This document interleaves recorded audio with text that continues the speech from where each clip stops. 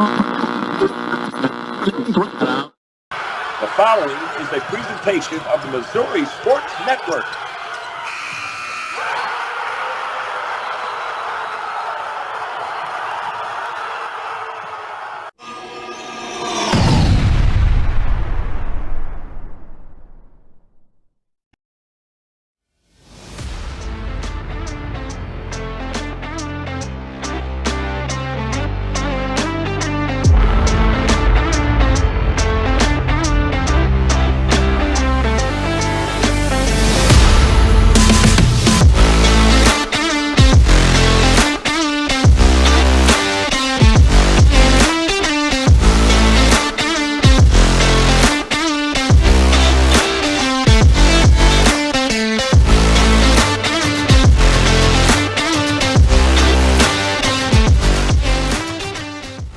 This is On Deck with DeRo Arch. Fall is here officially. First day of fall was Sunday the 22nd. So we are about 1/3 or so, maybe, of the way through football, and volleyball is in high gear. It's getting close to half over, probably. So we got a lot to talk about today. We're excited to get to it. Darin, let's start with football. Let's start with Mizzou. Played a scrappy Vanderbilt team, and Vanderbilt gave them all they wanted. Let me start here. I was impressed with Vanderbilt. Quarterback play was really good. Dual threat guy. He could run it. He could pass it. And I know that Missouri was nervous and Missouri fans were nervous. But I'm just going to start with giving a little credit to Vanderbilt. Well, you have to give credit where credit is due, and they're a very well-coached team.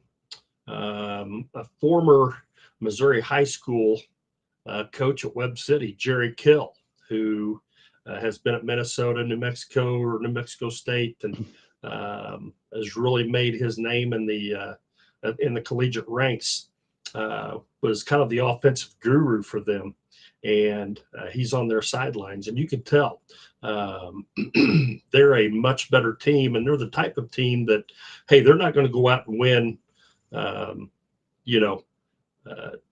the conference, but they're sure going to screw it up for somebody. And they showed that on Saturday. They just about did that to Mizzou.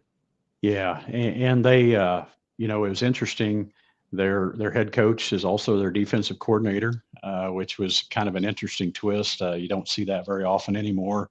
Head coaches are just stretched too thin at the college level to be coordinators on either side of the ball. So yeah, the combination of Jerry Kill and then their head coach calling defense just made for an interesting coaching dynamic. But Vanderbilt, they played well, give Mizzou a scare. In the end, Luther Burden, he made a big play when the chips were down, and he did what really, really special players do. Absolutely. And one thing the last couple of weeks is, and this is not a knock on the coaching staff at Mizzou, but it seems like it's taken him a while to get involved in the game. And with that, it's opened up other opportunities, but for other people. But when he has the ball in his hands, he does some spectacular things. And whether it's, with him running getting him in a position where he can get more touches by running the football, different routes, different things like that. I just think that's something that Mizzou has to take a look at and really getting him more involved. And I get it. Hey, he's drawn double teams and a lot of attention, which leaves other guys open. But at the same time, he's a very dynamic player, probably one of the better receivers in the nation. And, Sure. He's really posted high on the draft board come next spring. So it'll be interesting. They've had a good couple of tests with Boston College and Vanderbilt. Also, there's kind of been an MO. They've to Mizzou their last couple of games. They've given up some touchdowns early in the game in the first half, and then it seems like in the second half they kind of have to claw and they make some adjustments and really focus in, and they just couldn't stick it in pay dirt this past weekend. it was tough to find the end zone. And then, going 3 for 5 or 4 for 6 field goal wise didn't help much. So, but kudos to them. They found a way to win. They remain undefeated, and they'll have a tough test this coming weekend. You and I talked about this before we jumped on air. Mizzou is at a point now where they're going to start to get everybody's best shot, and that's a compliment for sure on the one hand. However, you got to show up every week now. You're circled on the calendar, and people are going to give you their best shot. They're going to give you different looks. They're going to get outside the box, and so I think there's more of that for Mizzou down the road from all their opponents. Yeah, they've been the hunter. Now they're the hunted, and that's a totally different role. And it'll be interesting to see how they react moving forward. And like I said, the schedule gets a whole lot tougher now. Looking forward to this weekend. I think that'll be another test, and it's just going to continue to build up throughout the year. Yeah. On to Missouri State. They started 0-2 on the season, and they bounced back to 2-2. Congratulations to them. You and I have coached different levels and been around a lot of different teams. Some of them pretty good, and some of them not so good. But one of the things that is a challenge, it seems, is when your team starts out slow, or you have tough competition early, and so maybe your record is a little upside down from what you want it to be. To sort of get your kids and your team and your staff and all those people to stay connected and to continue to buy in is tough sometimes. And so a real credit to the MSU staff and players to bounce back to a 2-2, and then to play Youngstown State on Saturday, who maybe on paper it looks like a game that Mizzou can compete in. Yeah, Missouri State's 2 losses have come to the hands of 2 very good teams. Montana being one of them, who played the national championship game just 1 year ago. And I think what they've done is they've cleaned up a lot of messes as far as penalties are concerned. They're not shooting themselves in the foot and giving themselves a chance to win. And, just like losing can be contagious, winning can be also. And Ryan Beard is in his, start of his second season at Missouri State, and I kind of like the direction that they're headed. They have a chance to, make some noise in the conference, and it'll be interesting to watch this team continue to grow. Yeah, I think so. I think this, I think there's a lot of ceiling left for them. And you're right. I think it just seems like there's a little different feel to MSU football this year. So I too am excited to see what happens for them. Evangel heads to Ottawa this weekend. We don't have all the details, but apparently their game this past Saturday was postponed due to some weather or threat of weather, something like that. But Evangel is still undefeated. They will go to Ottawa to play Ottawa, who I believe is 0-4 on the season. So sounds like another chance for Evangel to show up and to continue in a positive direction. Yeah, Evangel, nationally ranked team in the NAI level. And I would say that they are the team to beat in the KCAC until somebody knocks them off and proves otherwise. They're the team to beat. So if they can stay healthy and continue to improve and build upon what they've already have the foundation they've already built, I look for them to have an awfully good year this year. Absolutely. In MIAA action, well, it wasn't a conference game, but Central Missouri bounced back and got a win in a close one. I think a 1-point ball game for them. They go to 2-1. Back with some more MIAA action, I believe, coming up for a couple of weeks here, maybe the rest of the season for them. Man, that MIAA, it's tough. It doesn't matter what sport it is. It's really tough. And so, Central Missouri State, Northwest Missouri State, Missouri Southern, those teams really have a tough road when it comes to competing in the conference. Absolutely. The MIAA, like you said, is always tough. To win Pittsburgh State to that mix, Yeah.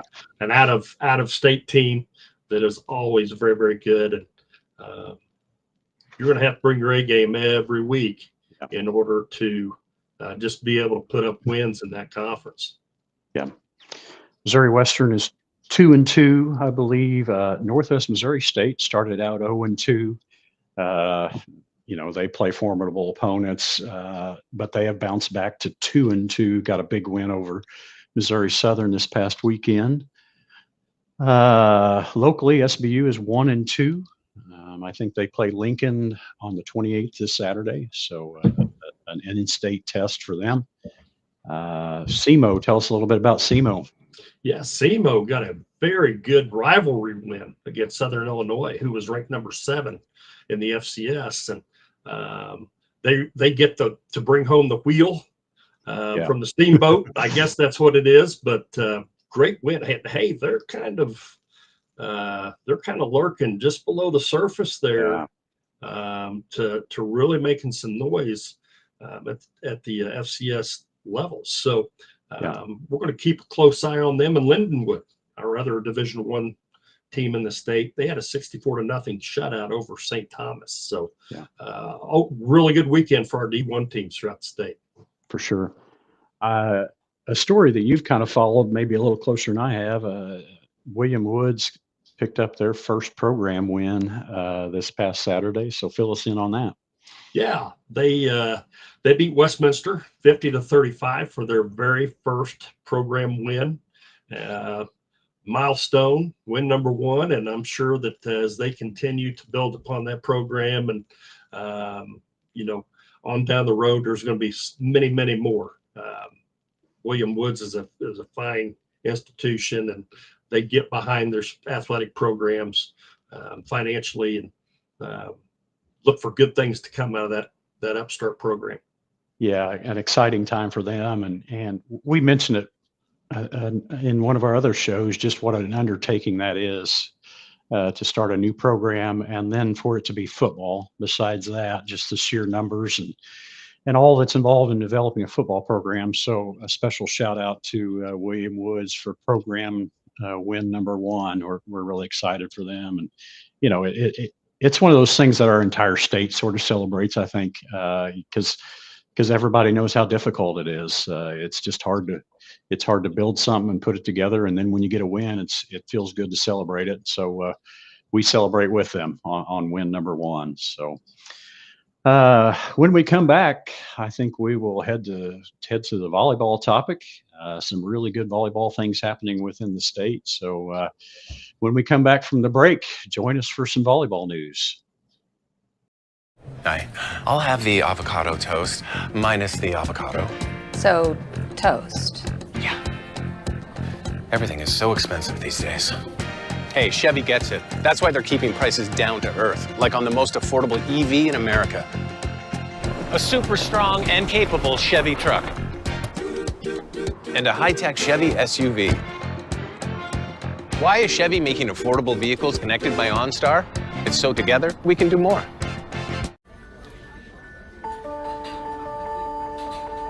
Imagine a bank that goes where you go, creating seamless solutions for every step in your financial journey, allowing you to manage your money the way you want to, with a banking relationship that makes every day extraordinary. Imagine a world full of possibilities, always within reach. Central Bank. We do banking better. On deck with DeRo and Arch. We talked about this earlier when we took the air to start. It is fall, and sometimes it's feeling a little bit like fall. Today was kind of cooler and a little bit of rain, and it just felt fall, and so fall sports are full swing, and so it's an exciting time. We're going to kind of switch gears from football, which we did in our first segment, and look a little bit at volleyball. We're going to start with NAIA volleyball. Lots of strong teams on the NAIA level. Park College is always competitive with their volleyball program. I think they went something like 32-3 last year or something along those lines. Undefeated in their conference, 17-0 last year. Early on this year, ranked 14th in the country and record of 10-3. So Park looks like they're picking up where they left off. Also at the NAIA level, very competitive Columbia and Central Methodist. Both of those are nationally ranked. I think Columbia is coming in at 18th, Central Methodist at 25th. Again, both of those programs had really strong years last year. Columbia College 32-7, I believe. Central Methodist 22-11. So it seems that those NAIA schools, really strong volleyball programs and are continuing to do so. Missouri Baptist receiving votes, nationally ranked right now. They were 27-7 last year. And those schools play each other, and see each other all the time. So not only are they good individually, but they're having to beat up on each other, it seems. So NAI volleyball really strong right now, Darin. Absolutely. And, just lurking once again, just below the surface is Evangel out of Springfield. And I think they're 13-2 maybe, and have played some very good competition. And so it'll be interesting to see how all this pans out throughout the season. Conference play is beginning in earnest this week. There's been a lot of interconference play, interconference tournaments, and some pool play type weekends where, you bring in 8 or 10 teams and everybody tries to play a mixture of everybody else. And things kind of settle in now to where teams are playing probably twice a week and doing some traveling, playing interconference games. And it'll be interesting to see how things start to shake out between some of those nationally ranked teams and where things fall here in a month or so.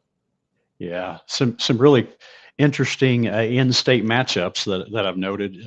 Central Methodist at Columbia on September the 30th.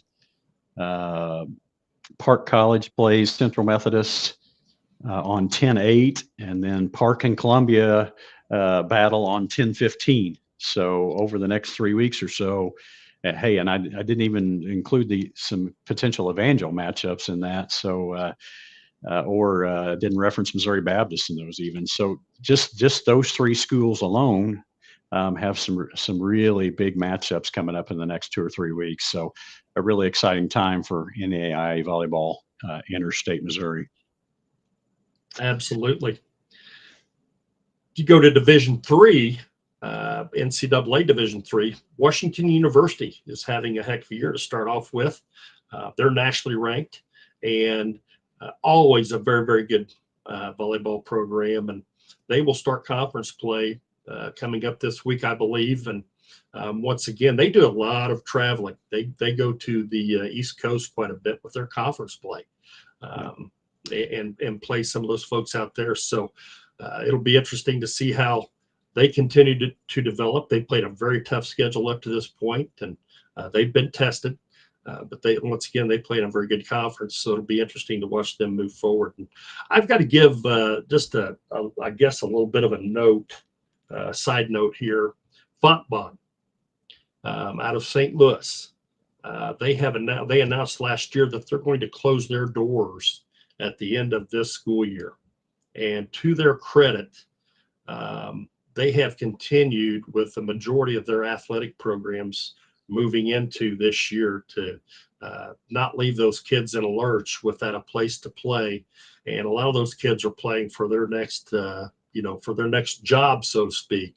But big shout out to Fontbonne for, doing that for the kids. And I can't remember, there was a team down in Alabama that was in a similar situation in baseball this past spring. Yes. That really made a run, and their school had already closed. And the name of the team escapes me, but that really neat story of what Fontbonne's doing for those student athletes that committed to them. In return, they've committed to those student athletes and letting them finish out this year athletically.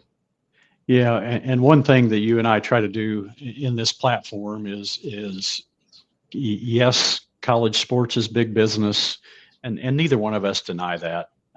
But there are interwoven in all that is some really good things that, just people doing really good things for young people, for kids essentially.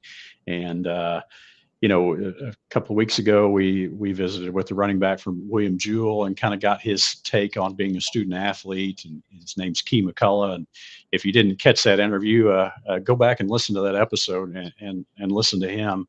But this Fontbonne story is great too. That it gives those kids a chance to go ahead and see this year through and participate athletically and still compete and play the games that they love. So, yeah, you and I don't deny the magnitude of college athletics. I mean, we're fully aware of that.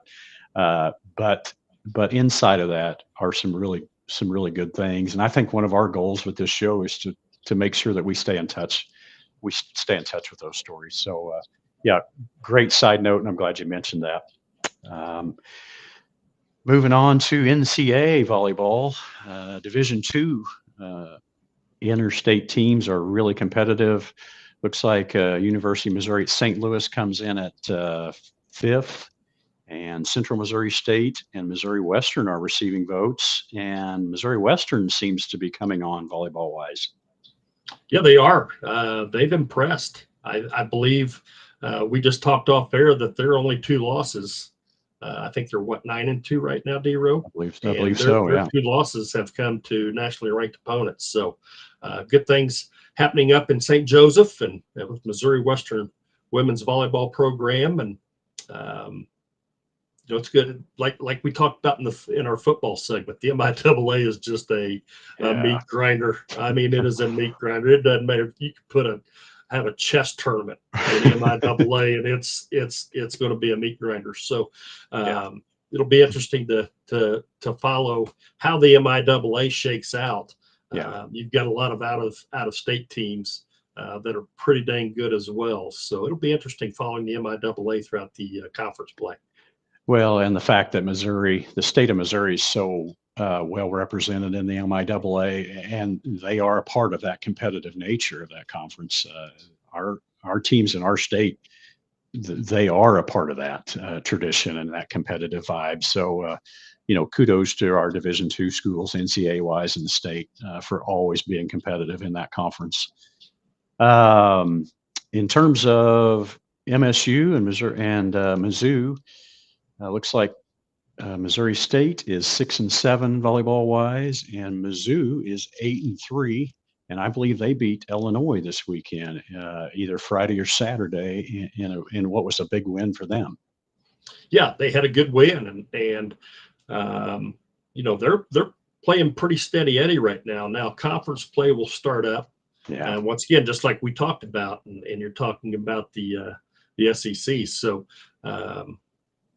there are some awfully good teams, and talk about a meat grinder. Part 2, same song, different verse for them. And it'll be interesting to keep an eye on them and see how they move forward as well. Well, and I think the overall or the underlying message that we're kind of presenting in this segment is just how good volleyball is statewide with our colleges and universities. We seem to be really competitive in the volleyball sense. Absolutely. And another D1 program to keep an eye on is St. Louis University. They had a huge win over Iowa on Friday, and that's a statement win right there. And they're quietly having a very good season, and another team to keep an eye on. Well, going forward, I think there's a lot of good volleyball in store at all levels, and we've sort of made this distinction before. The term levels, sometimes we get caught up in that, and fans do, and media does, but I think you and I are trying to just put it out there that we respect all levels, and we know how hard it is to win. It doesn't matter what level you're playing and what sport you're playing. It is just really difficult to develop a winning program and stay on top. There's always somebody out there sort of trying to knock you off. And so just a shout out to all of our college volleyball programs and the way that they're representing Missouri right now. Absolutely. Well, Darin, I think it's time to head off, but it's been a great show. We've got a lot of football news and a lot of volleyball news. Those seasons are in full swing, and Missouri is well represented there. So it's been good catching up. Any parting thoughts before we sign off? No, I just want our listeners to know that I know we have a lot of soccer fans. Cross country is getting underway and in full swing now that it's cooler, and a lot of good golf being played around the state. Next week we'll have some highlights as far as those athletic events are concerned as well. Absolutely. Well, thanks for joining us today. And on behalf of Darin Archer, I am Eric DeRossett, and you have been watching On Deck with DeRo and Arch. We will see you next time. This has been a presentation of the Missouri Sports Network. Thank you.